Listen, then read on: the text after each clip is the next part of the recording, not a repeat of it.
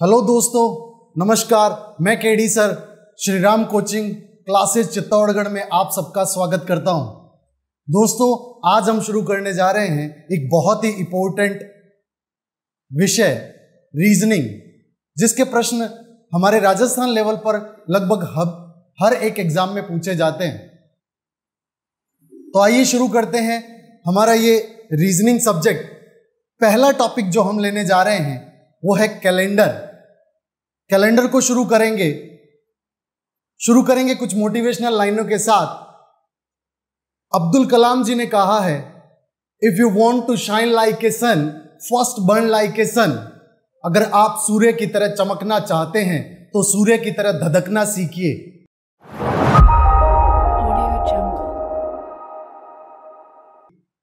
तो दोस्तों, अगर आपको एक अच्छे मुकाम पर पहुंचना है तो उस लेवल की आपको तैयारी भी करनी पड़ेगी, उस लेवल की आपको मेहनत भी करनी पड़ेगी। तो आइए शुरू करते हैं इन्हीं मोटिवेशनल लाइनों के साथ आज का हमारा ये सेशन। हमारा पहला टॉपिक जो है वो है कैलेंडर।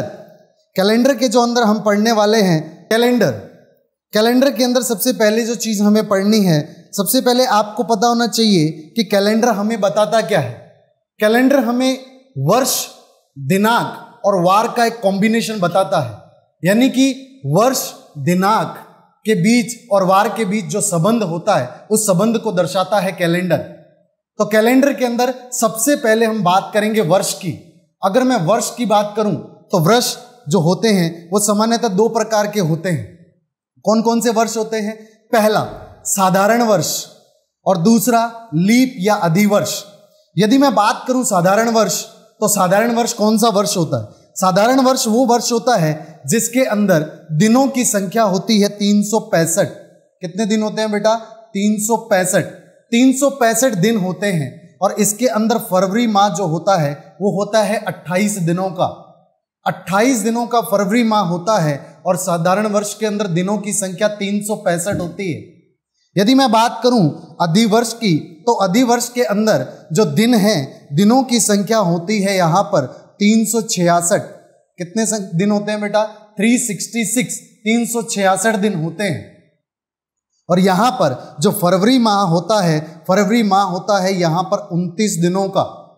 कितने दिनों का होता है? 29 दिनों का। ये फरवरी माह जो था यहां पर 28 था, यहां पे 29 हो गया, यानी 1 प्लस हुआ। इसी की वजह से जो दिन थे वो अधिवर्ष के अंदर 366 दिन हो गए। अधिवर्ष को हम लीप वर्ष भी बोलते हैं। क्लियर? तो यहां पर हम वर्ष बात करें तो दो वर्ष होते हैं, एक साधारण वर्ष होता है, एक लीप या अधिवर्ष होता है। साधारण वर्ष के अंदर दिनों की संख्या 365, चूंकि वहां फरवरी के अंदर 28 दिन होते हैं। अगर मैं बात करूं अधिवर्ष या लीप वर्ष की, तो उसके अंदर दिनों की संख्या 366 होती है, 366 होती है, जिसमें फरवरी माह में 29 दिन होते हैं।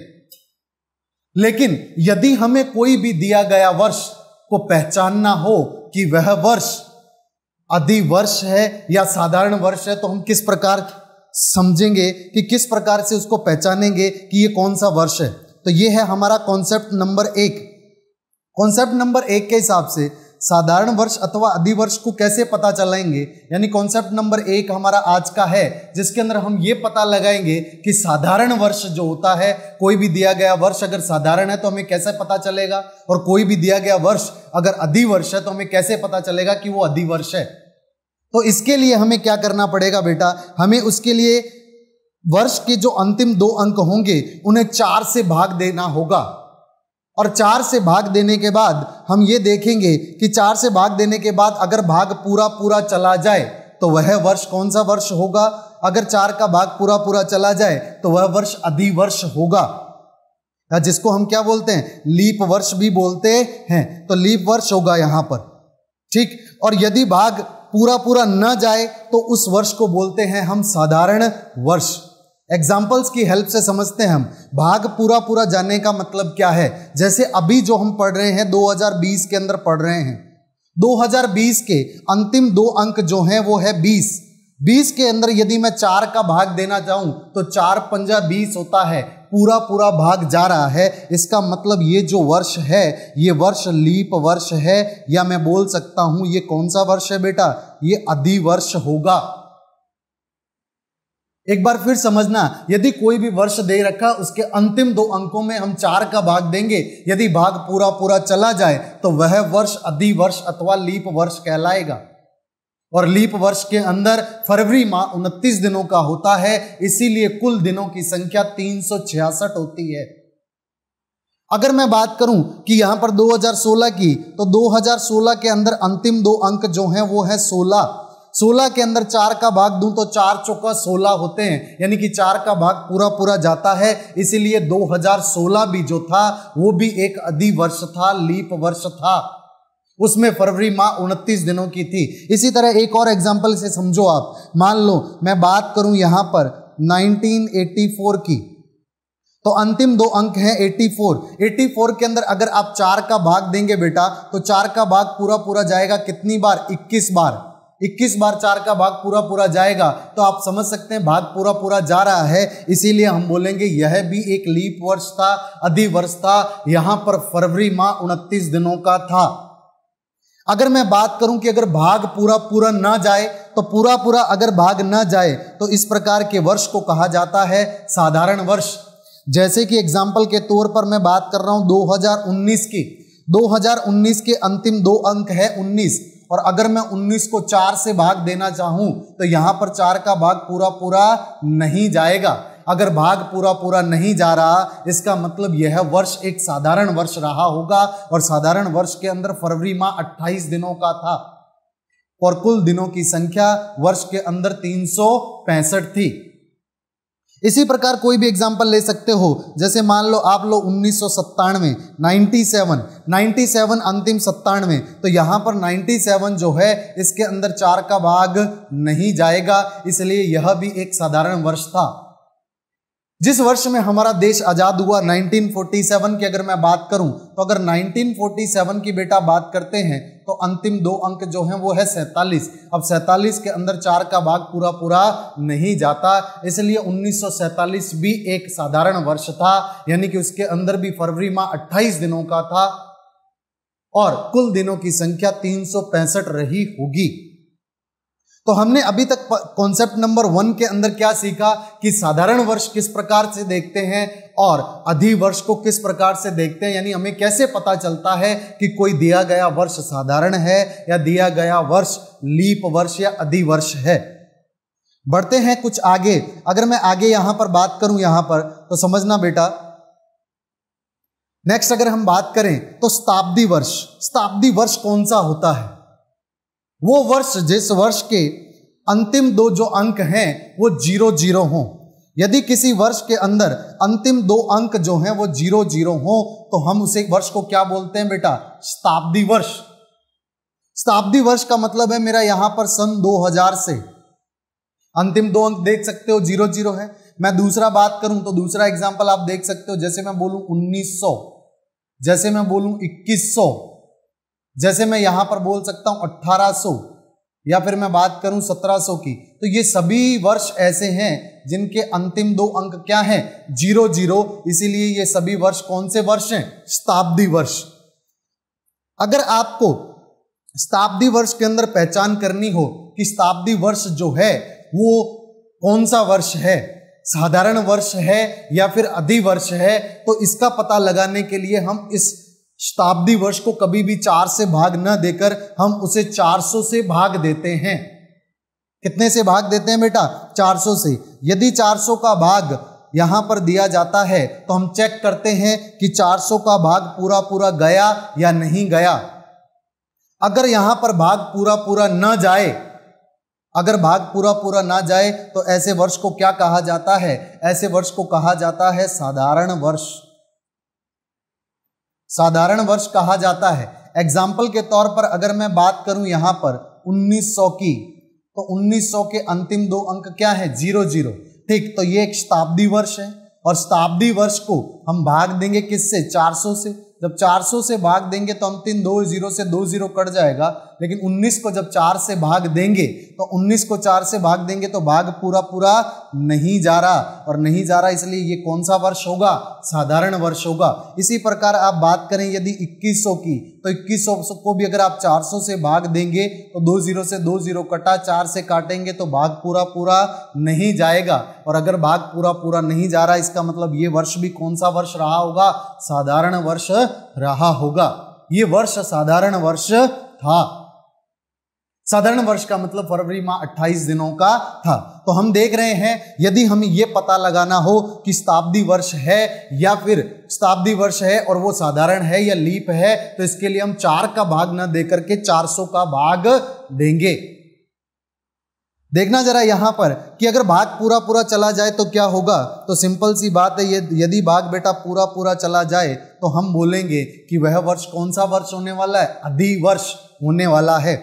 जैसे कि एग्जाम्पल के तौर पर मैं बोलूं कि सन 2000 की बात करें, सन जो 2000 है, 2000 को जब आप 400 से भाग देंगे, 2 0 से 2 0 कट जाएगा, तो 20 को 4 से भाग दिया, पूरा पूरा जाएगा 5 बार। इसका मतलब ये हुआ कि ये भाग पूरा पूरा चला गया, और पूरा पूरा जाने का मतलब कि ये कौन सा वर्ष है?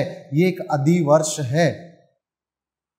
और अधिवर्ष के अंदर फरवरी माह 29 दिनों का होता है। इसी प्रकार यदि मैं एक और एग्जांपल से समझूं तो आप 1600 की बात करो, सन जो 1600 था, यहाँ पर अंत 2 अंक 0 हैं, इसीलिए एक शताब्दी वर्ष है। और शताब्दी वर्ष को हम चेक करने के लिए 400 से भाग देंगे, भाग 4 बार पूरा पूरा जाएगा। इसका मतलब यह वर्ष कौन सा वर्ष होगा?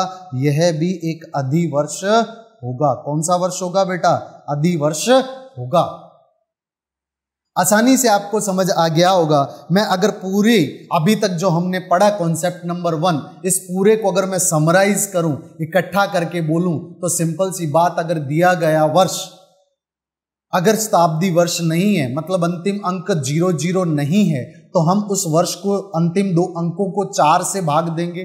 भाग पूरा पूरा चला गया तो वो एक अधिवर्ष होगा, और अगर नहीं गया तो वो एक साधारण वर्ष होगा। अधिवर्ष का मतलब फरवरी माह 29 दिनों का, साधारण वर्ष का मतलब फरवरी माह 28 दिनों का। यदि अंतिम 2 अंक 00 हैं, मतलब कि वो शताब्दी वर्ष है। शताब्दी वर्ष साधारण है या लीप है, अधि है, तो ये चेक करने के लिए हम 400 का भाग देते हैं। भाग पूरा पूरा चला जाए तो वह एक अधिवर्ष होगा, और अगर भाग पूरा पूरा न जाए तो वह एक साधारण वर्ष रहा होगा।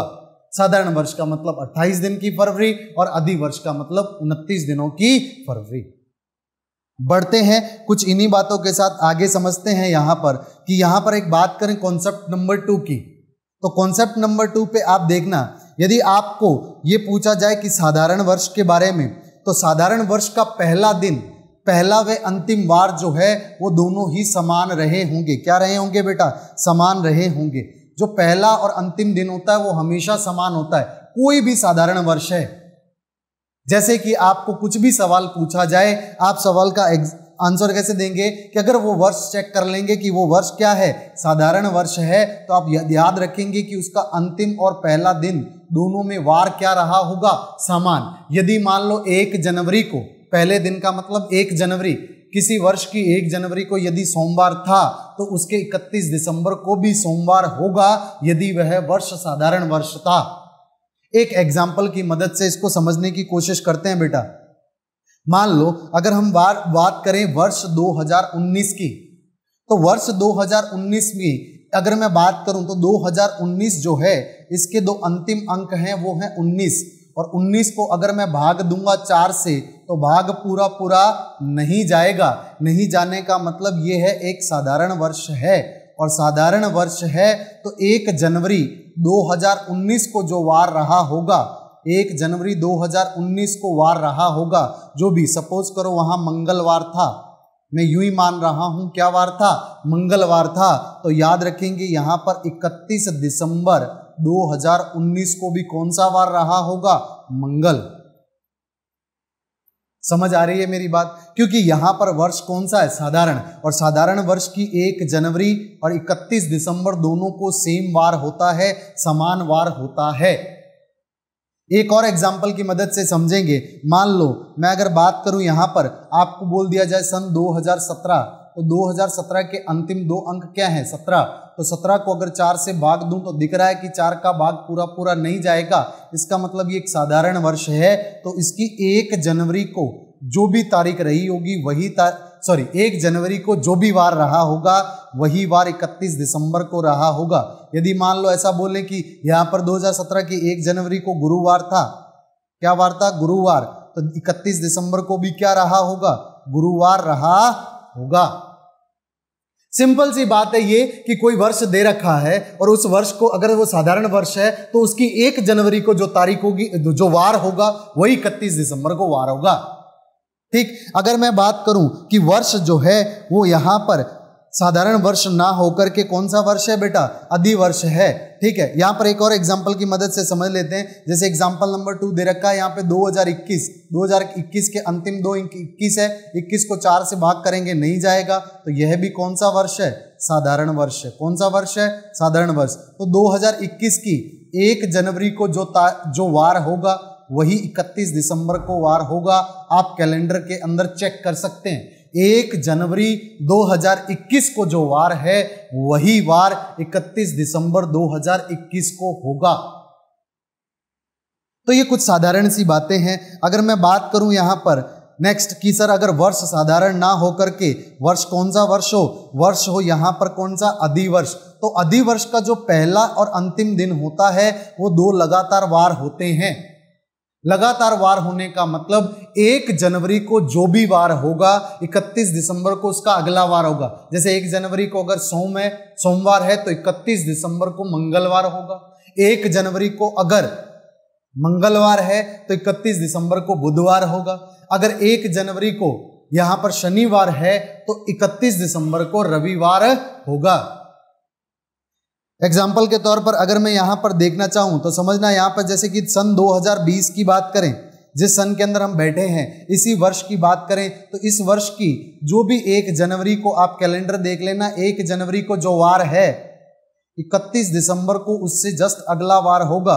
मान लो 1 जनवरी को शुक्रवार है, क्या है बेटा? शुक्रवार है। यदि 1 जनवरी को शुक्रवार है तो 31 दिसंबर को कौन सा वार होने वाला है? शनिवार होने वाला है, यानी कि अगला वार होगा। ठीक, अगर आप बात करें एक और एग्जांपल की तो एक और एग्जांपल से आप देख सकते हैं। मान लो 2016 की बात करें तो 2016 के अंतिम 2 अंक क्या हैं? 16 में 4 का भाग क्या जा रहा है? पूरा जा रहा है। मतलब ये कौन सा वर्ष है? अधिवर्ष है। और यदि अधिवर्ष है तो 1 जनवरी 2016 को जो वार होगा वही 31 दिसंबर 2016 को होने वाला है। 1 जनवरी को यदि यहां मंगलवार रहा होगा तो 31 दिसंबर 2016 को 101% बुधवार रहा होगा। बिल्कुल साधारण सी बात है। एक बार फिर से समझना कि यदि कोई वर्ष दिया गया साधारण वर्ष है तो उसका जो 1 जनवरी को जो वार है वही उसका 31 दिसंबर को वार होगा। ठीक, और इसी प्रकार से अगर मैं बात करूं कि कोई दिया गया वर्ष अधिवर्ष है तो 1 जनवरी को जो वार होगा 31 दिसंबर को उससे जस्ट अगला वार होगा। इन्हीं बातों के साथ हम बढ़ते हैं आगे। तो अगर मैं आगे बात करूं तो कुछ और चीजों पर यहां पर समझते हैं कि इस प्रकार का कॉन्सेप्ट हम लगाते कहां है। जब भी हमें किसी वर्ष का पहला दिन दिया गया हो, क्या दिया गया हो बेटा? वर्ष का पहला दिन दिया गया हो और अंतिम दिन किसी दूसरे वर्ष के अंतिम दिन के बारे में पूछा जाए तो हम इसी कॉन्सेप्ट का इस्तेमाल करेंगे। मतलब अगर हमें किसी भी वर्ष की 1 तारीख के बारे में दे दिया जाए और अगले किसी वर्ष के 31 के बारे में या 1 तारीख के बारे में पूछ लिया जाए तो हम इस कॉन्सेप्ट का इस्तेमाल करेंगे। समझना प्रश्न किस प्रकार से आएगा, मैं एक एग्जाम्पल की सहायता से आपको समझाता हूं। जैसे आपकी परीक्षा में एक बार ये सवाल पूछा गया क्या कि सर 1 जनवरी 2013 को यदि मंगलवार था तो 31 दिसंबर 2015 को कौन सा वार रहा होगा? ठीक, तो आप बात बताएं 1 जनवरी 2013 को कौन सा वार है? मंगलवार। तो समझना सबसे पहले यदि मैं 2013 की बात करूं तो यह एक साधारण वर्ष है। यदि मैं बात करूं 2014 की तो 2014 जो है ये भी साधारण वर्ष है क्योंकि अंतिम 2 अंक हैं 14 में 4 का भाग नहीं जा रहा। अगर मैं बात करूं 2015 की तो ये भी एक कौन सा वर्ष है? साधारण वर्ष है। यदि मैं 2013 की बात करूं तो सर जो 1 तारीख को 1 जनवरी और 31 दिसंबर को सेम वार रहा होगा। 1 जनवरी को यहाँ कौन सा वार था? मंगल। अगर यहाँ मंगलवार था तो 31 को भी कौन सा वार रहा होगा? मंगलवार। मंगलवार को मैंने म से लिख दिया, ठीक। और 14 की बात करें तो 2014 की 1 तारीख और 31 तारीख को सेम वार होगा, यानी कि 31 को यदि मंगल था तो यहां पर कौन सा वार हो जाने वाला है, बुध। यहां बुध है तो 31 को भी बुध होगा, चूंकि ये कौन सा वर्ष है बेटा, साधारण वर्ष है। अगर मैं 2015 की बात करूं तो 2015 भी एक साधारण वर्ष है, तो 1 तारीख को जो वार होगा वही वार 31 को भी होगा, तो यहां पर बुध से 1 को क्या हो जाने वाला है सर, गुरुवार हो जाने वाला है। इसीलिए 31 तारीख को भी क्या होगा, गुरुवार होने वाला है। इसका मतलब 31 दिसंबर 2015 को कौन सा वार होगा, गुरुवार होगा। एक और सिस्टम से आप इसे कर सकते हैं, अगर थोड़ा सा फास्ट करना चाहें। कैसे, देखना जरा बेटा। 2013 जो है एक साधारण वर्ष है, 2014 जो है वो भी एक साधारण वर्ष है, और 2015 जो है वो भी एक साधारण वर्ष है। जब यहाँ पर साधारण वर्ष के पहली 1 तारीख को जो वार है वही 31 को होने वाला है, तो 2013 से जब 2014 में जाएंगे तो वार 1 प्लस हो जाएगा, और 2014 की भी जो 1 तारीख को होगा वही 31 को यहाँ होगा, तो 2014 से 2015 जाने में भी 1 प्लस हो जाएगा। मतलब ये कि 2013 की 1 तारीख को यदि यहाँ मंगलवार था तो +1 होगा तो बुधवार हो जाएगा, फिर 1 प्लस हो जाएगा, तो यहाँ पर कौन सा वार होने वाला है, यहाँ पर हो जाने वाला है कौन सा, गुरुवार। क्योंकि यहाँ मंगल था तो +1 होकर के यहाँ हो गया बुध, और बुध से 1 प्लस होकर के क्या हो गया, गुरु। अगर यहां पर बीच में कोई अधिवर्ष आ जाता तो कितना प्लस हो जाता, 2 प्लस हो जाता। समझ आ रही है मेरी बात, ठीक। एक और एग्जांपल की मदद से इस कॉन्सेप्ट को क्लियर करते हुए आगे बढ़ेंगे। देखना, जैसे मान लो आपको एक सवाल पूछा गया, क्या पूछा गया बेटा, यहां पर आपको सवाल पूछा गया कि 1 जनवरी 2015 को शनिवार था, तो 31 दिसंबर 2019 को कौन सा वार रहा होगा। तो सबसे पहले हम साधारण तरीके से समझें तो 2015 जो है वो एक साधारण वर्ष है, और 2016 जो है वो एक अधिवर्ष है।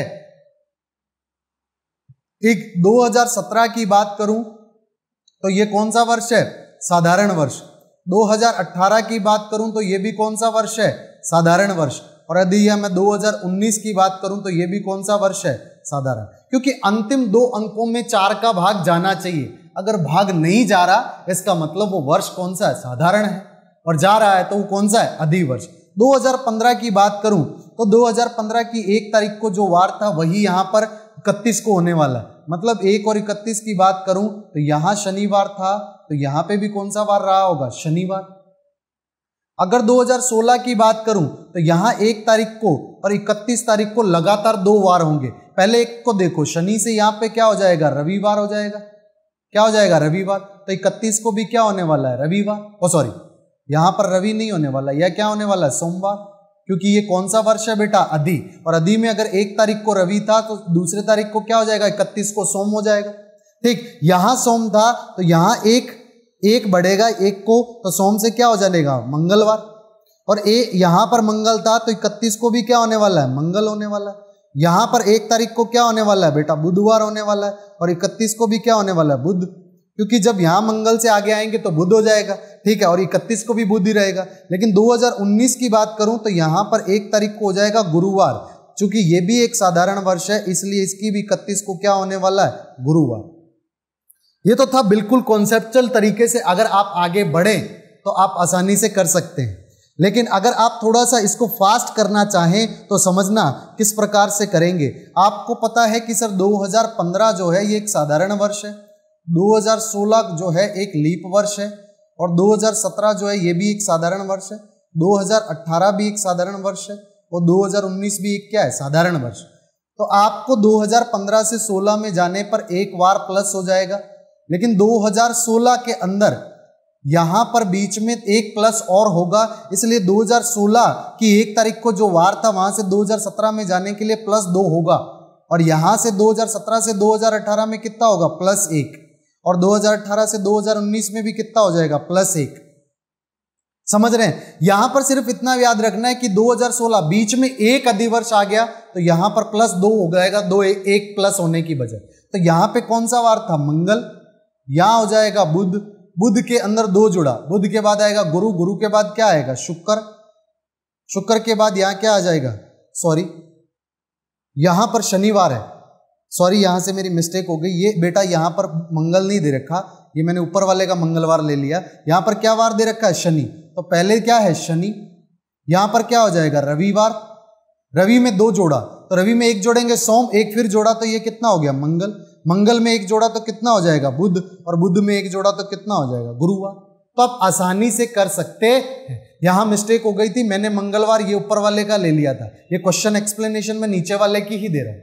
समझ में आई बात? ठीक, तो सिंपल सी बात है, आप इसे एक आराम से कर सकते हैं। बीच में अगर अधिवर्ष आ गया तो +2 करना है, बस इतनी सी बात। और याद रखना है, साधारण वर्ष की 1 तारीख को 31 तारीख को सेम वार होता है, और यदि मैं बात करूं किसकी, लीप वर्ष की, तो 1 तारीख को जो वार होता है उसके अगले दिन यानी कि 31 दिसंबर को अगला वार आ जाता है। ठीक, आगे बढ़ते हैं, कुछ और चीजों के साथ कॉन्सेप्ट नंबर 3 को डिस्कस करते हैं। आज के कॉन्सेप्ट नंबर 3 के अंदर हमें जो चीज समझनी है वो ये कि यदि हमें सेम डेट से सवाल पूछ लिया जाए तो, सेम डेट का मतलब क्या है, जैसे आज कितनी तारीख है, मान लो बात करूं मैं यहां पर 16 जुलाई की, किसकी बात कर रहा हूं मैं, 16 जुलाई की। अगर 16 जुलाई की बात करूं तो आज मेरे ख्याल से आज कौन सा वार है, आज है गुरुवार। ठीक है, 16 जुलाई को गुरुवार है, और आपको पूछा जाए ऐसा कि 16 जुलाई 2020 को गुरुवार है, तो 16 जुलाई 2021 को कौन सा वार रहा होगा।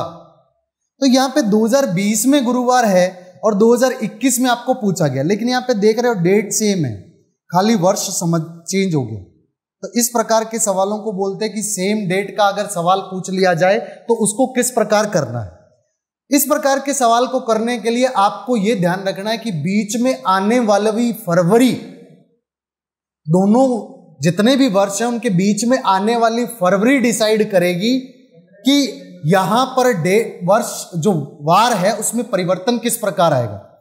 एग्जाम्पल के तौर पे समझना यहां पर, जैसे कि मान लो बीच में जो आने वाला फरवरी है, अगर उसकी बात करें तो वो फरवरी माह मान लो 28 दिन का है।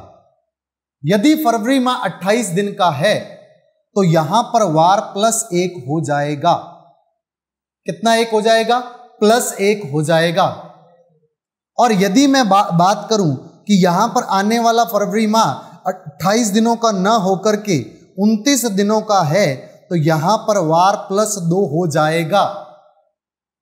एग्जाम्पल की मदद से समझना बेटा, मान लो जैसे आपको बोला गया, मैंने एग्जाम्पल के तौर पे लिखा है कि 16 जुलाई 2000 को गुरुवार था, तो 16 जुलाई 2021 को क्या वार रहा होगा।